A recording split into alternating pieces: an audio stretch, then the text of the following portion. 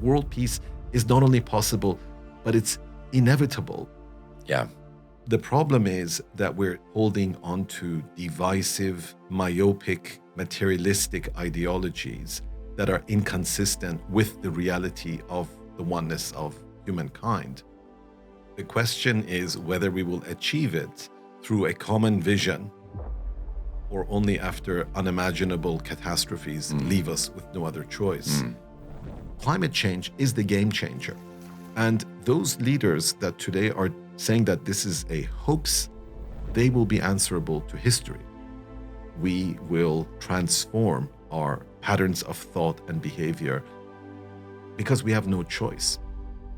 That is what our collective survival requires.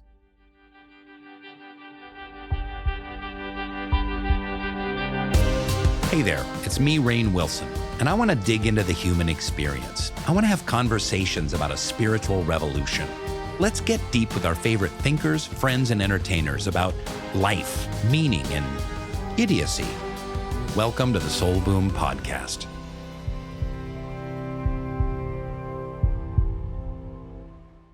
Payam, welcome to Soul Boom. Thank you, Rainn. It's great to be here. I'm so excited to have you here. I say that about every guest. I know. I'm so excited. This guest needs no introduction. This guest needs a lot of introduction because no one's heard of him. Unless you go to Massey College, University of Toronto, and work in human rights law, no one knows who the hell you are. Why are you even here? How dare you? Listen, here's the deal. Sorry, Rainn. Our podcast is Soul Boom. It's based on ideas in the book. We talk a lot about mental health. We talk about spiritual paths. We talk about personal transformation. But a big part of the Soul Boom book is making a societal transformation. I have a chapter where I talk about world peace and how there was this infamous photograph that no one knows who took it, but it's the blue marble photograph taken from one of the Apollo missions. Out the window, one of the astronauts grabbed a camera and went king, and it was the first picture of planet Earth taken from outer space.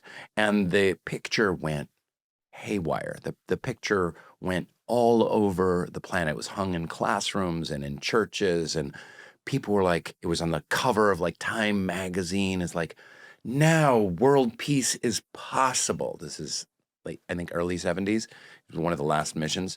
Now that we see this beautiful blue marble and we see that there's no borders on this planet, that we're all one species living on this one planet, now we're going to have world peace. Because how could anyone have a war once they see this incredibly beautiful photograph?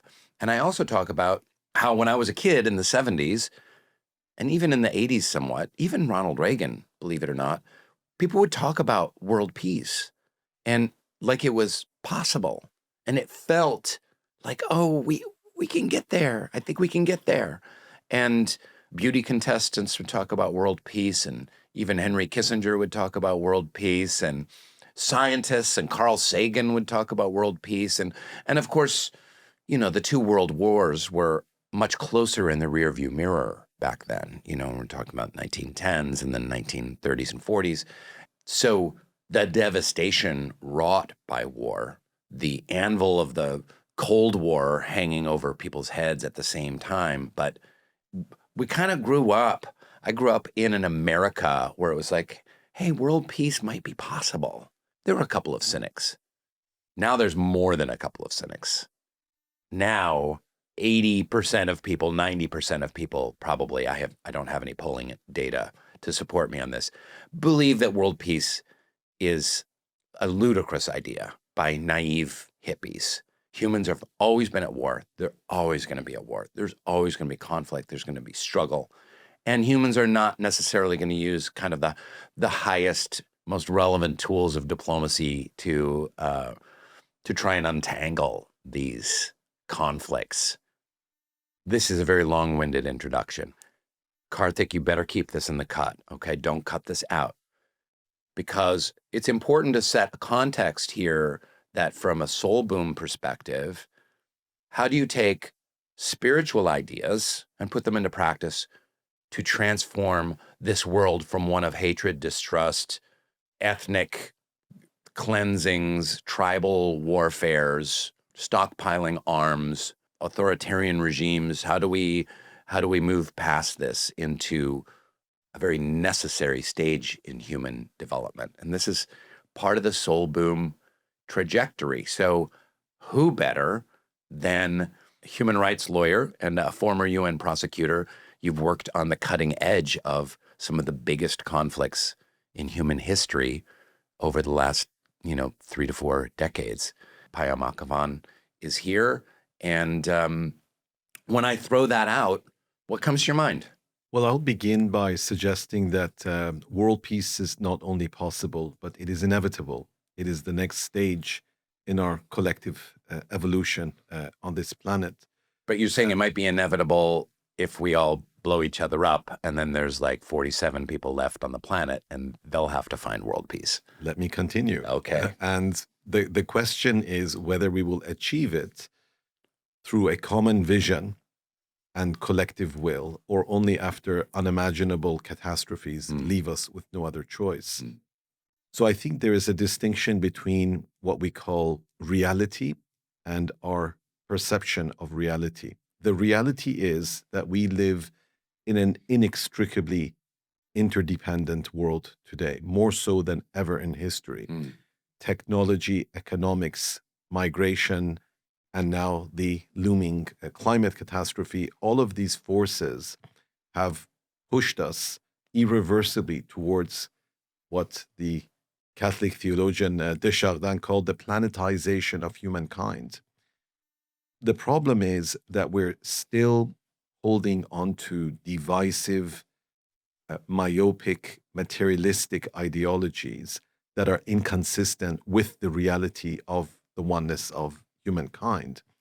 And in fact, we see in recent times a regression, a kind of infantile regression against this reality of interdependence to nativist, essentialist illusions and identities to try and stop the clock. So I think it's blindingly obvious that today we live in a world community where the welfare of the part is inextricably tied to the welfare of the whole. Now, we can achieve this transformation that has already been underway for quite some time if we have a world-embracing vision based on the reality, not the distant ideal, based on this reality that I've described, or we can, through hateful populism, resurgent nationalism, very materialistic conceptions of progress, which are sinking us into ever greater despair and extremes of wealth and poverty and destruction of the environment. One way or the other, it is inevitable, I believe, that we will have to transform our patterns of thought and behavior because we have no choice, because that is what our collective survival requires. And I would just end by saying that we live in an age of great confusion because we see both the best and the worst potentialities inherent in human beings. We see, on the one hand, a stubborn clinging to outdated ways of thinking and behavior, but at the same time, in the midst of crumbling disintegration of that old world that we're so familiar with, we also see the rising of a new global consciousness rooted in belief in human dignity. And we simply have to understand how these two forces are operating in parallel and make sure that we are on the right side of history. And it's very easy to become cynical at this point in time. In general, I tell my students at university, it's very easy to be idealistic in the classroom through ideological posturing and virtue signaling. It's another thing to go out there in the real world and to see the suffering, to see the injustice, and refuse to give up, refuse to surrender, to dig in and to fight for justice and human betterment. So this is not a time for the weak. This is a time for people who have a deep moral and spiritual vision of the future of humankind. But I would say that history is on the side of those people who embrace the oneness of humankind. I've been in the United Nations. I've been in more than one international conference where people, in the name of political realism, speak about this kind of vision as a naive idealism. I actually think that we need to change the idea we have about political realism, because the reality is that of interdependence. The reality is that we need a planet based on international law, respect for human dignity, respect for the environment. And I think that that is exactly where the world is going to head sooner or later. Damn, you're good. You should do this professionally. Very well said. The first thing, because when you start having a podcast, then you start picturing the comments. And I picture a lot of comments right now at this point in our conversation, like globalist, like this word globalist in the political right in the United States is kind of a dirty word. And it's viewed as like, we're going to put global ideals over our national ideals. We're going to have to sacrifice, what America means, what America stands for, and America's needs for, international coalitions. And that this has become an increasingly kind of toxic perspective. How would you answer that? Well, I can understand why globalization has a bad name in the eyes of many, in particular because globalization is seen as a project among elites, unprecedented concentrations of wealth. You think about Davos and you think about billionaires and heads of state kind of making all the decisions and leaving the common people out and people profiting from it. Exactly, Yeah. exactly. We need a democratic globalization, and we need to understand that the local and the global are part of the same transaction. And in fact, I think that when we want change in the world, revolutionary change, the most profound changes are seismic shifts in our consciousness, which begins at the level of the family, the neighborhood, the community, the place of work. And it's those ideas that we have about the world, about justice, about leadership, about the definition of progress and the pursuit of happiness that ultimately manifest themselves at the national and global level. So I think that the current global system is lamentably defective, and it has served the interests of global elites, allowed them to amass vast fortunes to the detriment of the majority. So that is exactly why we need an effective system of global governance to ensure that this process of globalization, the technological revolutions, which have brought unprecedented opportunities for human betterment, are in fact used for human betterment rather than creating an oligarchy of tech billionaires who actually foment nationalist hysteria in order to allow themselves to continue to profit. Exactly, to profit and exploit people. Well, I think what you're saying is right on the money. And I would say to those who kind of like, goddamn globalists, what about America? That kind of viewpoint is like, actually, it's going to be better for America for us to have peace on the world stage and interdependence that's actually going to profit most of the people in the working class people of the United States. Maybe there's some trade, agreements or, military agreements that at first blush on a short term make it seem like the global stage is being prioritized over America's priorities. But ultimately, it's going to be better for America. Would you agree? Well, let's go back to the conclusion of the Second World War in 1945. The United Nations was established together with all of its agencies under American leadership. It was the United States at the end of the most catastrophic war in human history that came to the conclusion that multilateralism, some form of global governance, is in the interests of the United States. That, of course, was a very different time. And since 1945, the pace of global interdependence has accelerated exponentially. So that reality is even stronger today than it was in 1945 at the end of the Second World War, where our idea of world peace was largely the absence of war. It wasn't so much respect for human rights, social economic development, global justice, and a whole host of other things. But I think that the retrenchment in the United States today is against globalization is bound to fail. It's simply on the wrong side of history. But I do understand It's on the wrong side of the blue marble photograph as well. it's on the wrong side of the blue marble photograph, but we also have to understand the alienation and despair that many people feel that populist leaders have exploited to take people into a dark abyss rather than actually increasing mistrust. Exactly, sowing hatred and division and digging down on this very materialistic, divisive ideologies, which is where the problem begins with at first.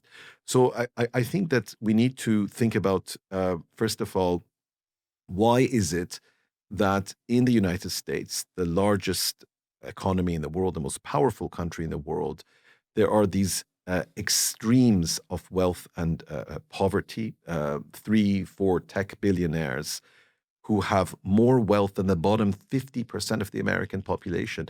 You don't have to be a Nobel Prize winning economist to realize that's not going to end well. That's a dystopian future where a few individuals who are not answerable to anyone have unprecedented concentrations of wealth. That's just like, it's like the Gilded Age. It's like the 1890s. It's like Andrew Carnegie and Rockefeller and that handful of, tycoons that controlled all the industry. Much worse, much worse. It's worse. Andrew Carnegie did not have social media algorithms that could invade your mind. So this is no longer just a question of concentrations of economic power. It is literally mind control.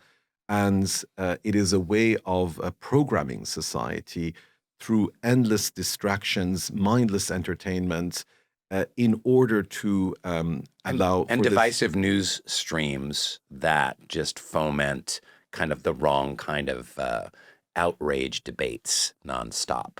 And aren't looking for solutions. Exactly. And it's in a sense the consequence of a materialistic civilization, a consumerist culture that is appealing to the basest side of human nature, narcissism and greed and hatred, as opposed to ennobling us and allowing us to achieve a greater sense of empathy and compassion.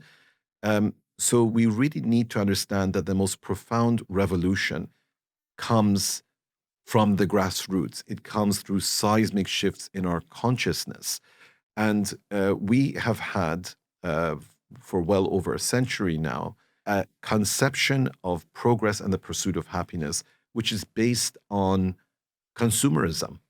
That the more we feed the ego, the more we indulge in narcissism and greed, the more we reduce politics to a spectacle of a reality TV show, the more we're going to achieve progress. And that's a non-starter. That's absurd. It's very blindingly obvious that that is not going to end well.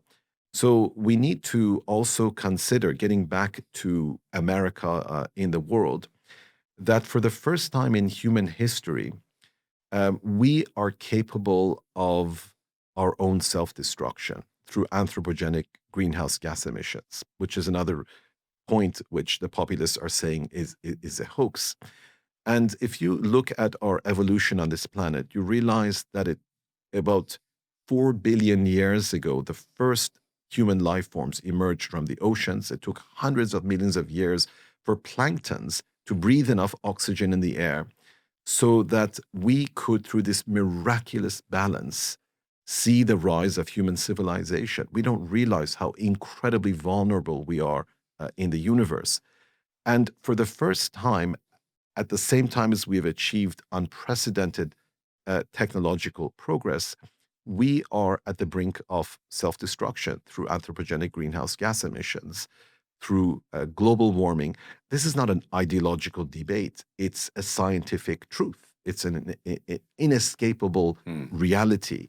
And the climate system doesn't care about our ideological divisions, doesn't care about the political boundaries we've carved up in our imagination.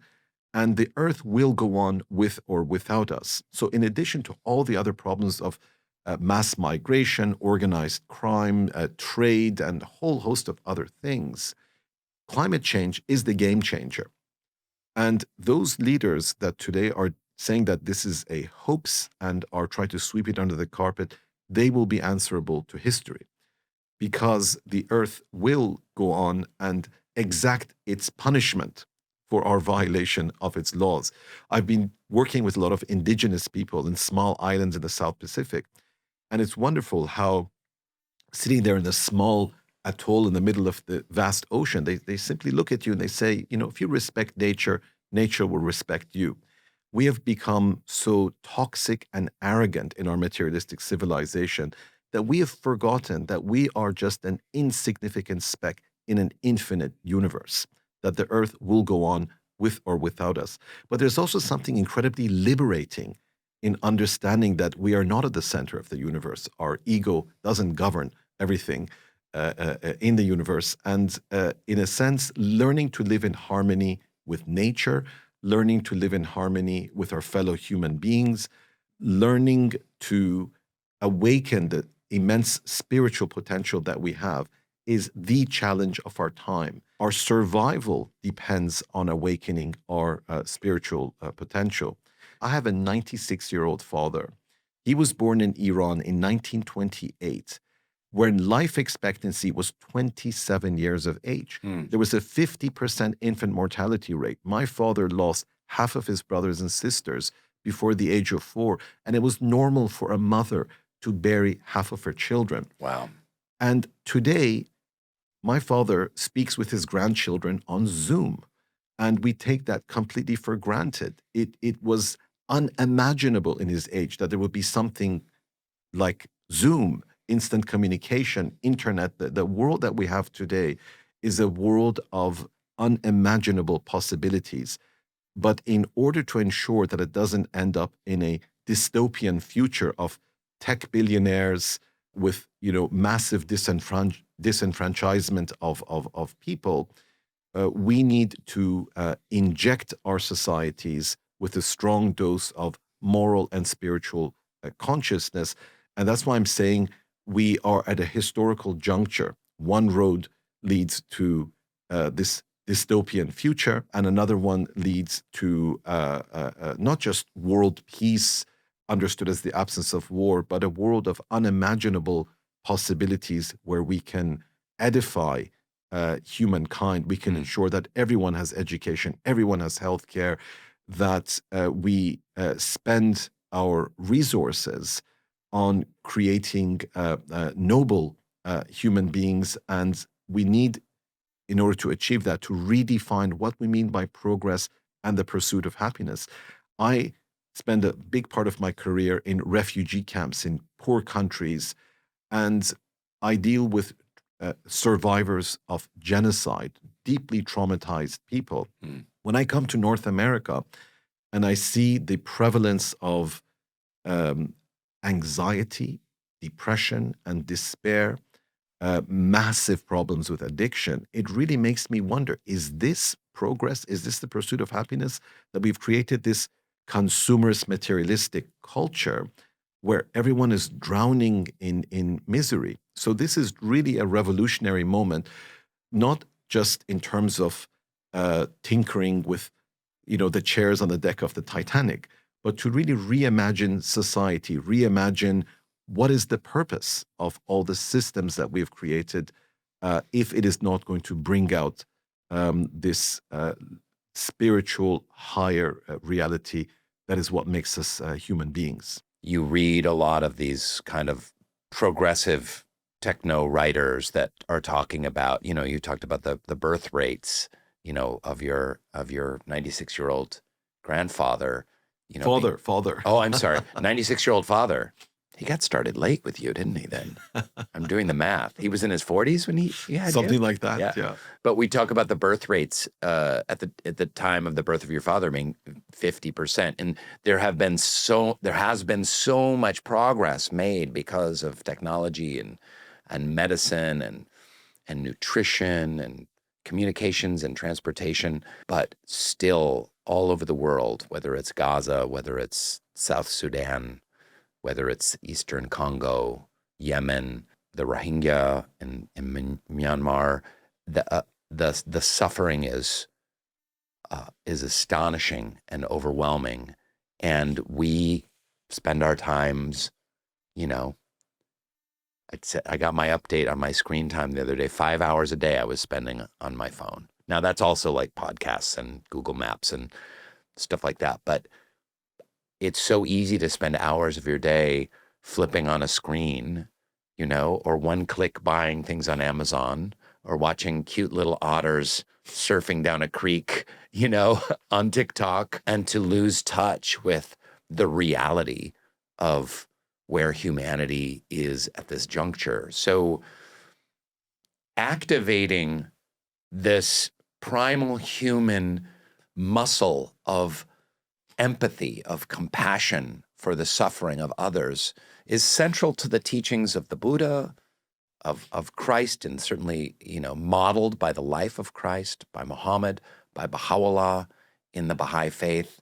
And world peace will not be achievable until we harness this power of compassion and are willing to make some kind of small sacrifice in our lives to allay the suffering of others. So there is a kind of a spiritual beating heart at the center of a movement toward world peace. This is not simply about legislation and leaders and laws and world courts. All of those things are important, but they have to be a manifestation of this impulse to say, hey, looking at this blue marble, we need to care for each other. Absolutely, Rainn.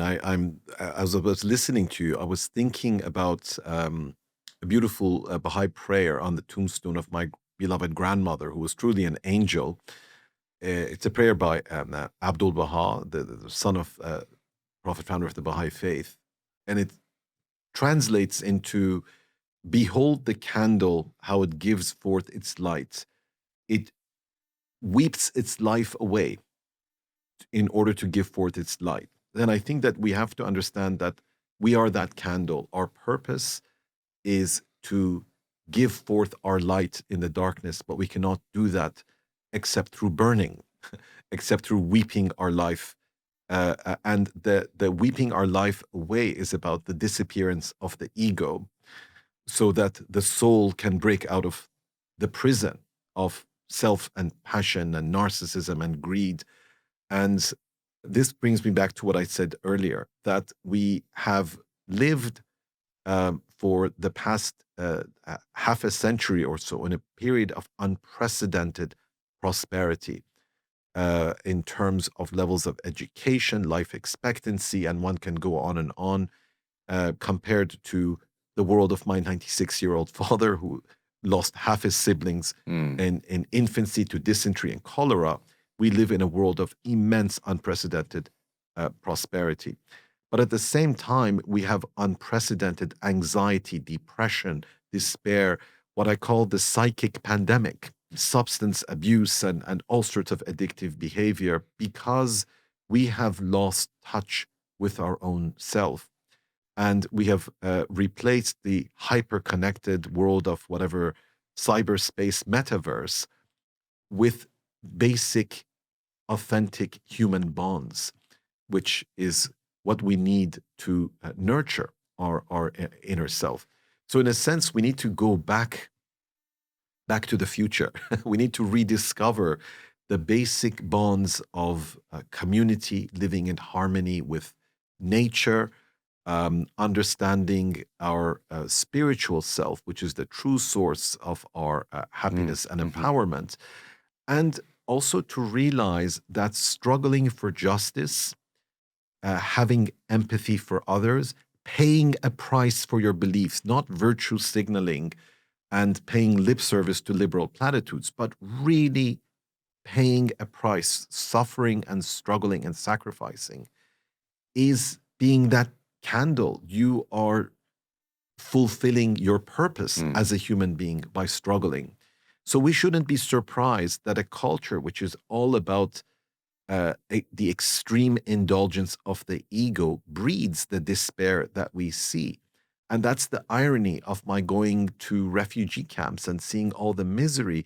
But somehow people have a better sense of their self than we do in our bubble of prosperity. And I think that that world is coming to an end as the excesses of this materialistic civilization becomes ever more visible, whether it's in physical terms, like the catastrophic effects of climate change that we are seeing more and more vividly, or whether it has to do with our inner universe, where we need to reconnect with each other at a very deep level. And I remember the great book of Erich Fromm called The Art of Loving, which he wrote in in the context of 1950s and 60s, the post-war boom, the rise of the consumer society, where he said that modern humans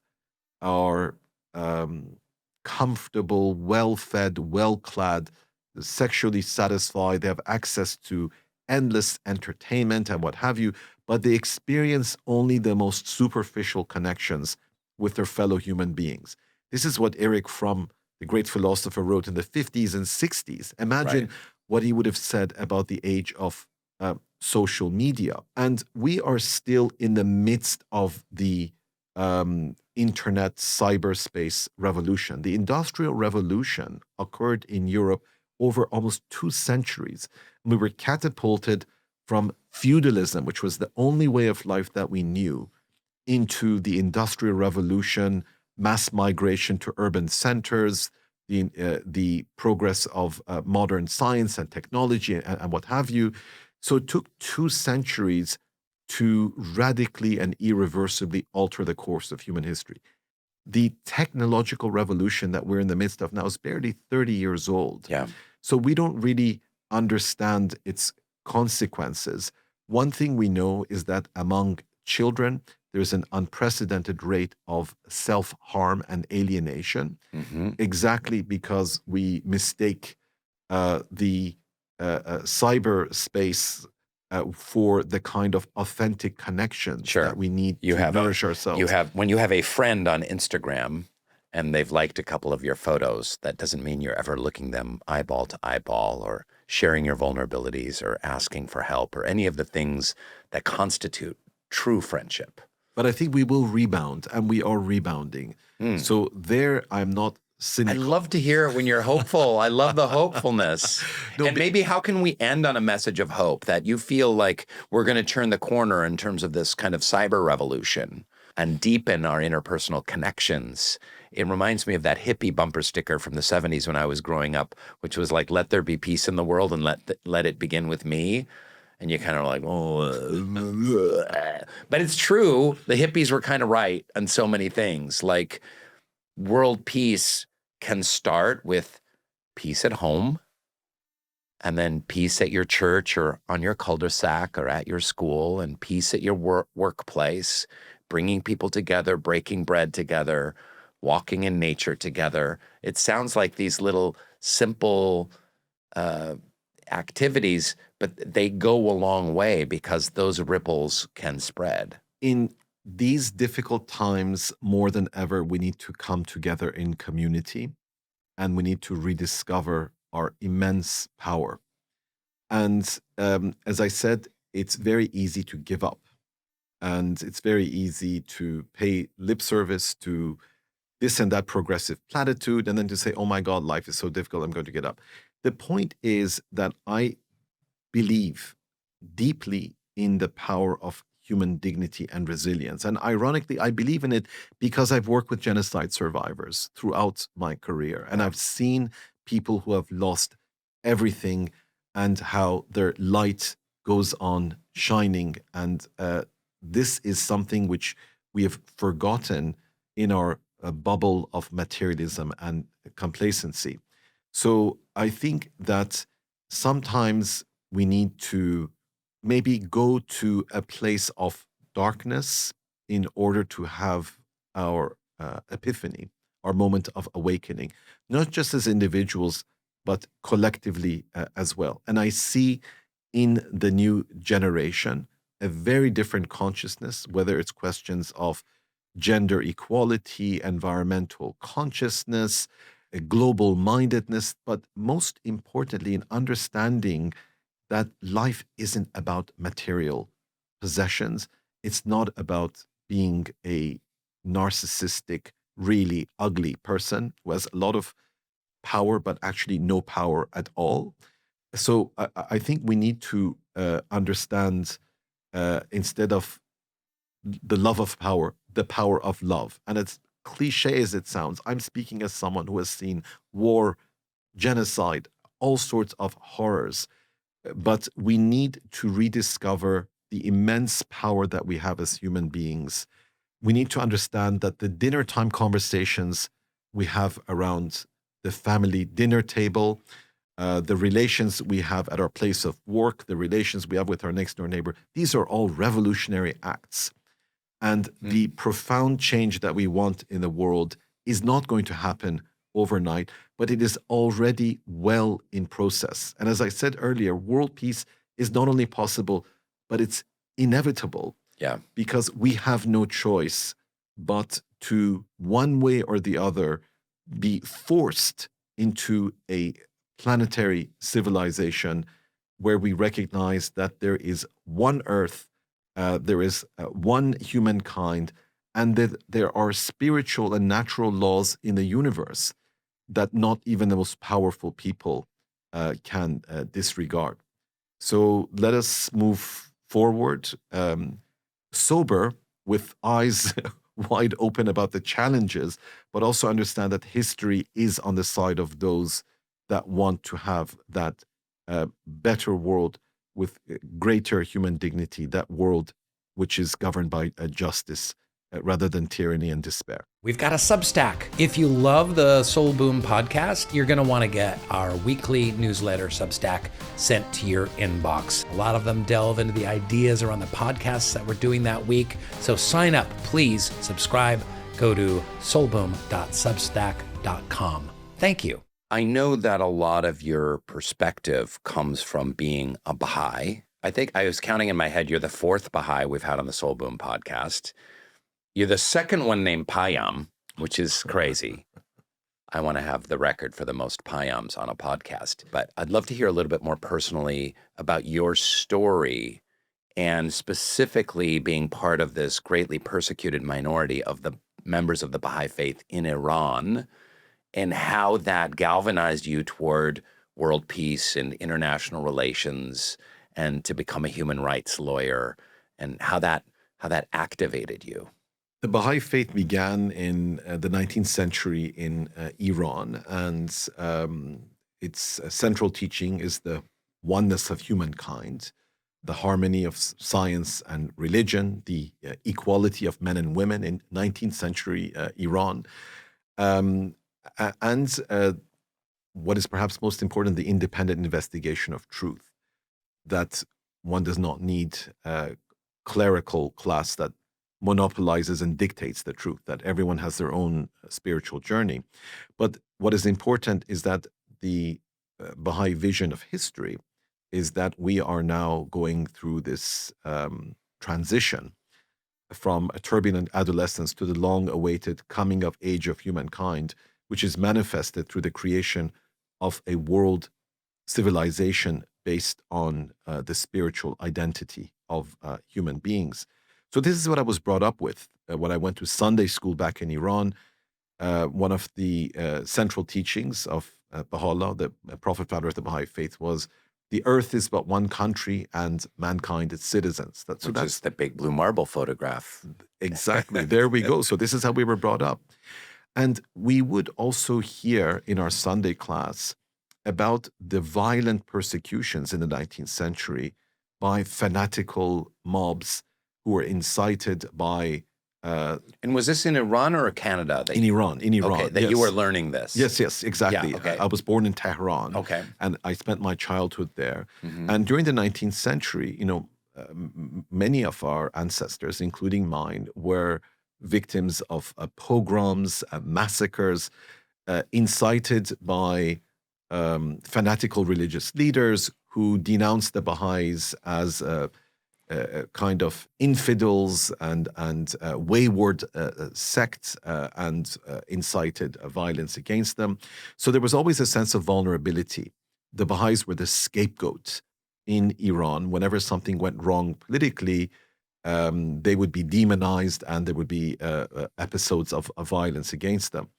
So when I was 9 years old, my parents migrated to Canada. As a 9-year-old, it was very difficult for me to see why we left our beautiful life that we had in Iran to go there. And of course, my parents knew that if there was any political turmoil in Iran, the Baha'is would be the first victims. This was in the 70s? Exactly. And when in 1978, 79, the revolution happened, Ayatollah Khomeini came to Tehran, the Islamic Republic was established, and everyone thought that this was the beginning of sort of utopian, democratic states. But instead, we had mass executions and repression of women and religious minorities and what have you.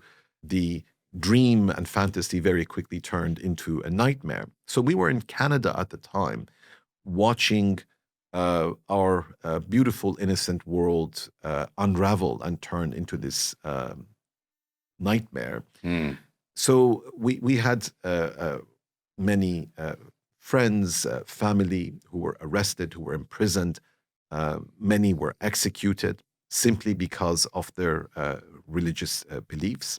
This reminds me of what Jean-Paul Sartre said about anti-Semitism. He says, the Jew exists in the mind of the anti-Semite. If he did not exist, the anti-Semite would invent him. So anti-Baha'i hatred had nothing to do with what the Baha'is had done, but it was a kind of ideological need for a totalitarian regime to consolidate its grip on power. So you demonize a minority, you accuse them of every conceivable evil, you massacre them, and you, in that way, create, revolutionary fervor. When I was 16 years old, I think I had a life-changing experience when I heard that a 16-year-old contemporary from Iran by the name of Mona Mahmoudnejad in the city of Shiraz had been arrested in high school for writing an essay in which she demanded her human rights. Mm. In the summer of 1983, Mona, together with 9 other Baha'i women, were taken to a field in the city of Shiraz and executed by hanging.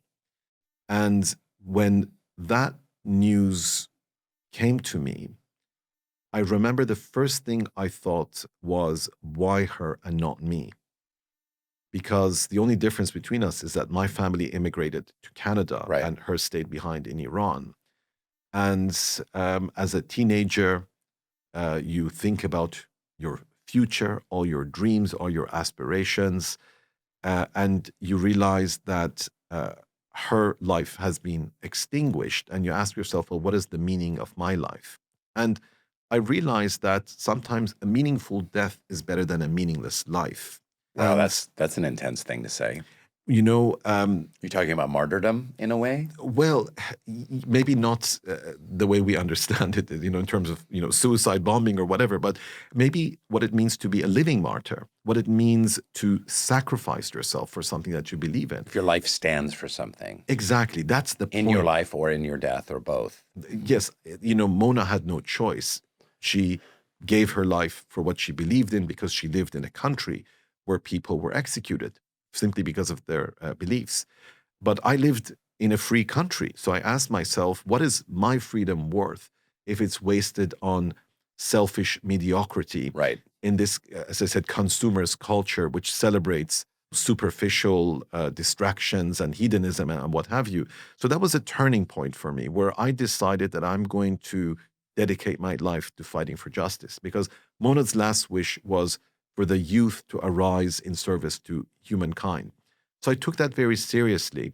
And I'm really glad, Rainn, that I did, because it changed entirely the course of my life. It took me to places I never imagined, to war zones around the world in search of peace, in search of justice. And I don't want to romanticize it. I've seen a lot of really horrible things in Yugoslavia and Rwanda with ISIS in northern Iraq, and I could go on to talk about the Genocide World Tour, which is really catastrophic to see our capacity for cruelty and evil.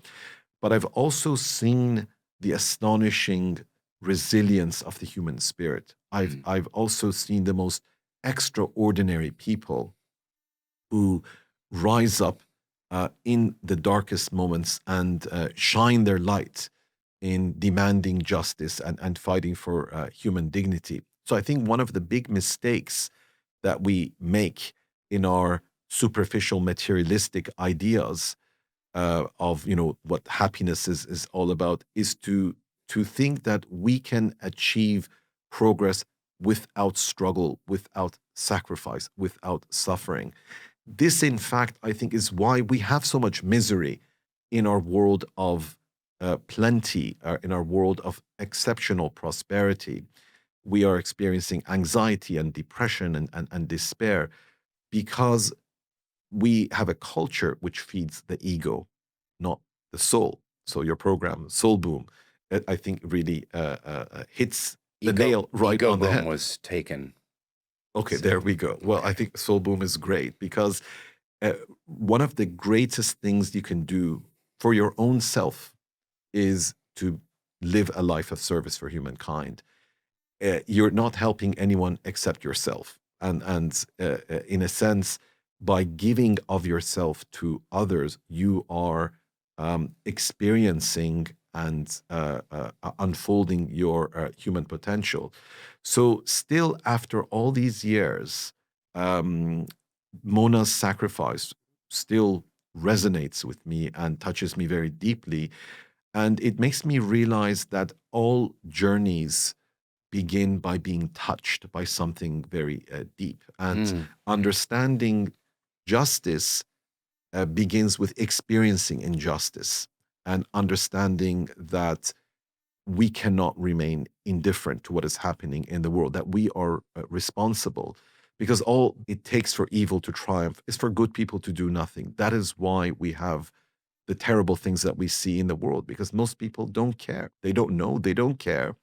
But when people awaken, when people mobilize, when people act in solidarity with each other, their potential is immense. Just as very small elites throughout history have committed acts of great and radical evil, we too, people of goodwill, can achieve acts of great nobility and progress if we understand our immense potential. And I specifically want to get to some really heartbreaking stories about some of the women that are currently imprisoned and the persecution of so many amazing Baha'i women, artists and lawyers, and just housewives and mothers behind bars in prison for no other reason than they're Baha'is. There have been a series of revolutionary uprisings, the most recent and most notable of which was perhaps the first feminist revolution in history, the Woman Life Liberty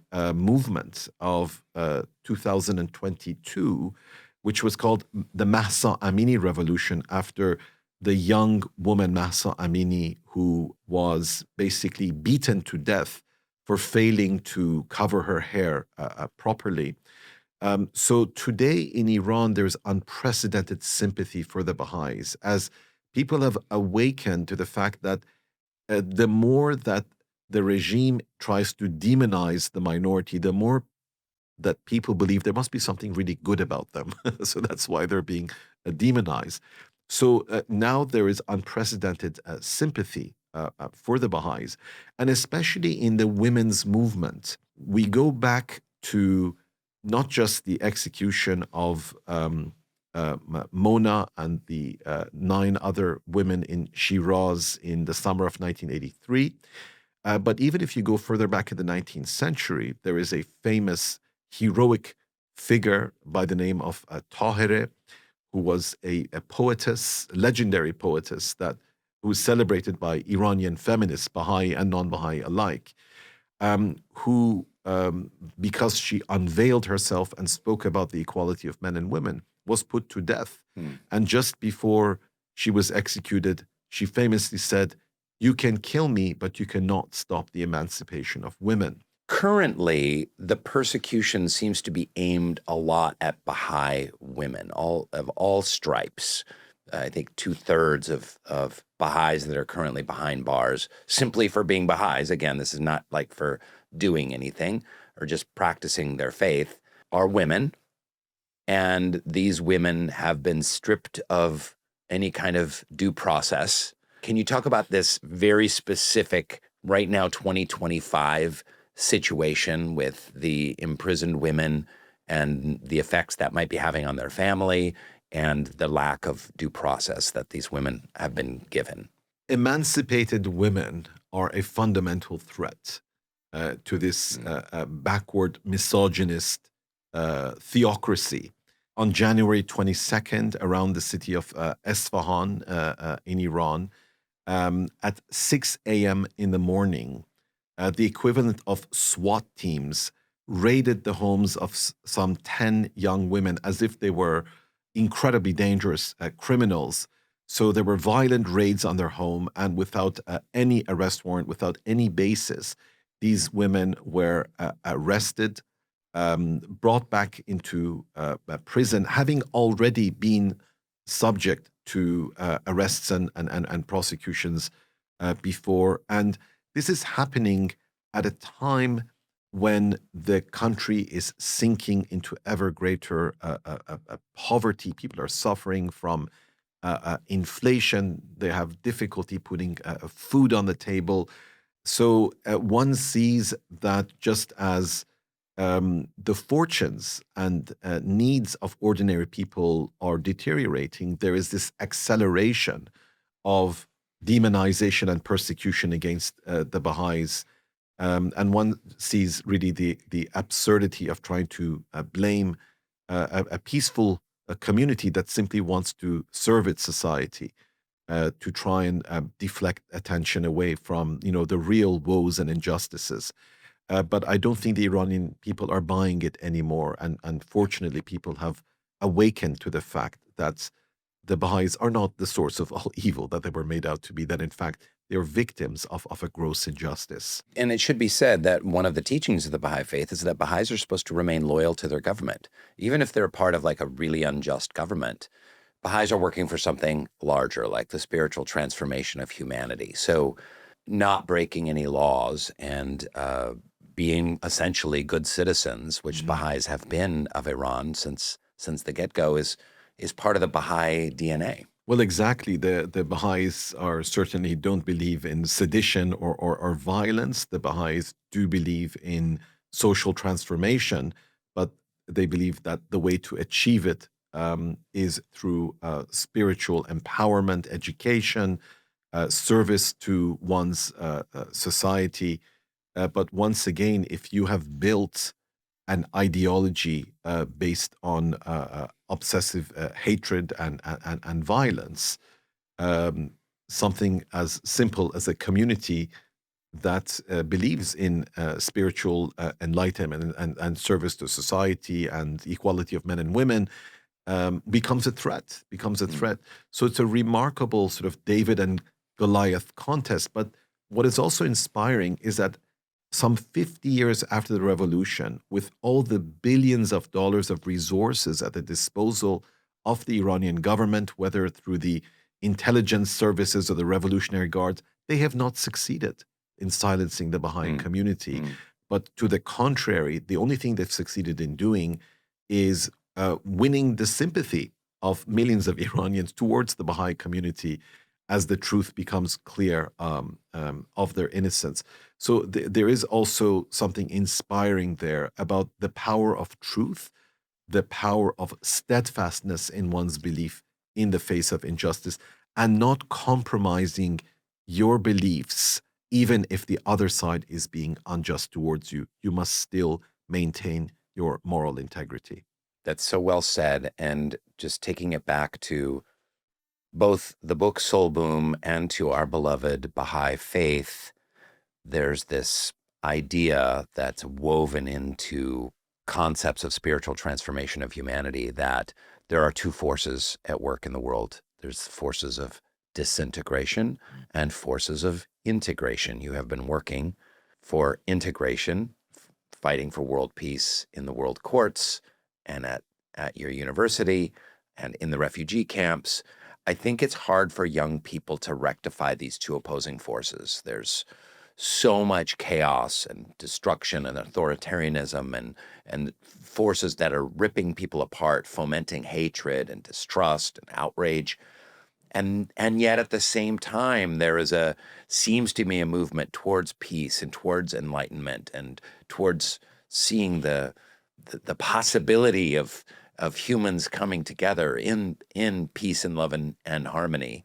And I think for a lot of young people, like of my son's generation, it's really hard to rectify both of these forces. But that image really helps me. Like, oh, this is a force of disintegration and this is a force of integration. My job is to hitch my wagon to the forces of integration. And that can be at a really small level. Like you said, it can be at the dinner table. It can be at your church. It can be in your cul-de-sac. It can be, with your family and friends, your church community. In that, there is hope in finding fellow like-minded people searching for integration. There are remarkable number of people of goodwill, as I've seen, and very often they're not the ones that are the most visible. They're not the ones with the most power, because very often those who really, in the depth of their heart, want to do good, don't seek fame and recognition. So to me, I've met the most powerful people in the world, the most prominent people in the world, but the ones who have touched me the deepest are the unsung heroes, those who want to do good in the silence of their own conscience. And those are the souls that shine light in the darkness. So instead of the candles, exactly, instead of dwelling on the darkness and being so upset by it, let us dwell on the light and be detached from all the illusions that diminish our power and resilience. And like candles, shedding light and giving of ourselves. Absolutely. In service and connection. Payam Akhavan, this has been just chef's kiss. What a beautiful conversation. I'm so glad we got to touch on the topic of world peace. Like I started to say in Soul Boom, we've talked about a lot about mental health and struggles and addiction and building community on a small level. Sometimes it's really important to just have a global conversation and reflect on that. Thank you for your tremendous work, and thanks for being a part of the now part of the Soul Boom family. Thank you very much, Rainn. Very good to see you. The Soul Boom Podcast. Subscribe now on YouTube, Spotify, Apple Podcasts, and wherever else you get your stupid podcasts.